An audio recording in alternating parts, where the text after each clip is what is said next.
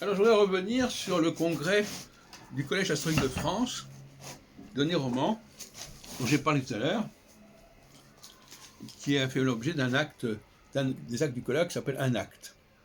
Mais je vais revenir sur le programme lui-même, puisque nous avons la chance de disposer du programme du congrès, et qu'il a été distribué aux intervenants. Alors, ça vous donne une idée comment on organisait les congrès à l'époque. Et en même temps, à peu près, à quelques semaines près, je ne sais pas, la Société astronomique de France faisait son propre congrès, également dans le cadre de l'exposition de Paris 1937. Alors j'ai le programme qui va du 17 au 25 juillet, avec le règlement du congrès. Intéressant. Alors qu'est-ce qu'on peut voir d'intéressant ? Ouverture du congrès, rapport des chefs des délégations sur le mouvement astrologique, c'est l'exposition qui a été consacrée dans les divers pays. Mardi 20 juillet 21, 22, 23, présentation des divers travaux des congressistes. 24 juillet, assemblée générale de la Fédération internationale des astrologues scientifiques. Ça, je ne sais pas ce que c'est. Apparemment, il y avait un projet de ce genre. Dimanche 25 juillet, règlement du congrès. Ce 4e congrès mondial d'astrologie scientifique de Paris est ouvert à tous les astrologues et cosmobiologistes, mais pratiquant l'astrologie fondée uniquement sur des réalités astronomiques.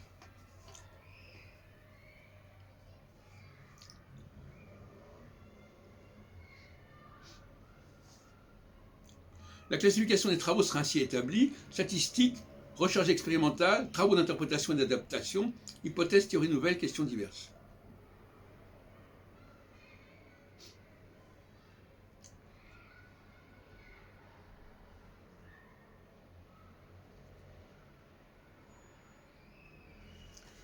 Voilà, donc comité de patronage. Alors le sénateur président d'honneur Justin Godard, et comité de patronage René Alindy, notamment, connu. Comité d'organisation, colonel Maillot, président de la Société astronomique de France, M. Boudinot, vice-président de la SAF,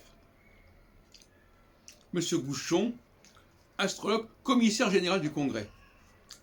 Donc Gouchon, il a été commissaire général du Congrès de 1937, et ensuite il est devenu, dans les années 65, voilà, il est devenu président du Centre international d'astrologie jusqu'en 71, 72.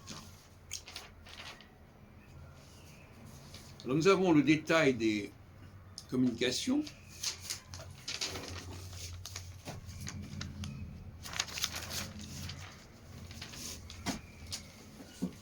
Alors vous trouverez de toute façon, c'est repris plus ou moins dans les actes du colloque.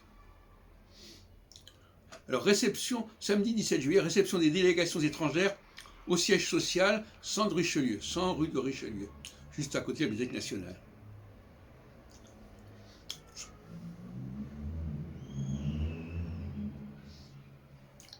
Donc là on a le détail, et il y a beaucoup de conférences. Il y a des conférences qui sont données en anglais, d'autres en allemand.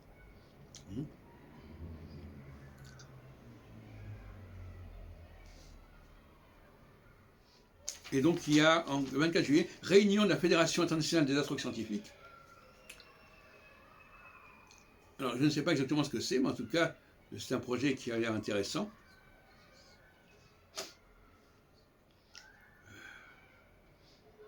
Voilà, bon.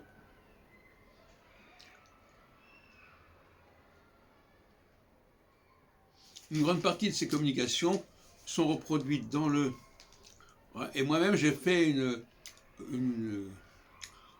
un dossier sur la Société astronomique de France où je reproduis une partie des activités du congrès de 1937. Vous trouvez ça sur la plateforme Scribd. Donc là, vous devriez trouver ce que vous cherchez. Et puis, je vous répète que le congrès du Collège astronomique de France je viens de dire qu'il a été fait l'objet d'actes spécifiques, mais il est également commenté dans la revue Sous le ciel.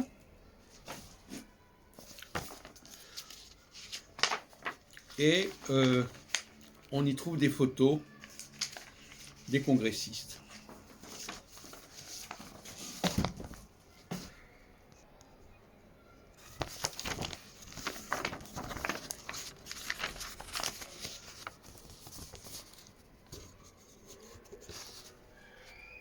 Alors ce congrès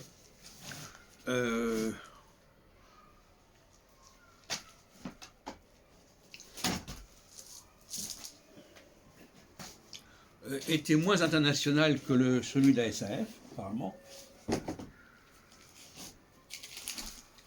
Regarde la liste des conférences.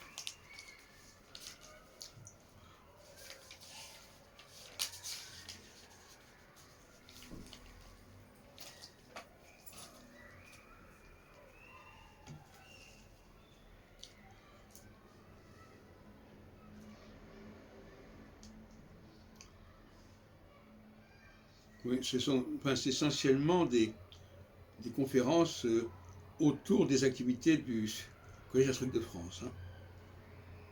Ce n'est pas un congrès international aussi nettement que celui de la SAF. Ils ont les choses comme elles sont. Mais c'est assez amusant de voir ces deux congrès se tenir à peu près en même temps dans le cadre de la même exposition universelle internationale Art et Technique de Paris,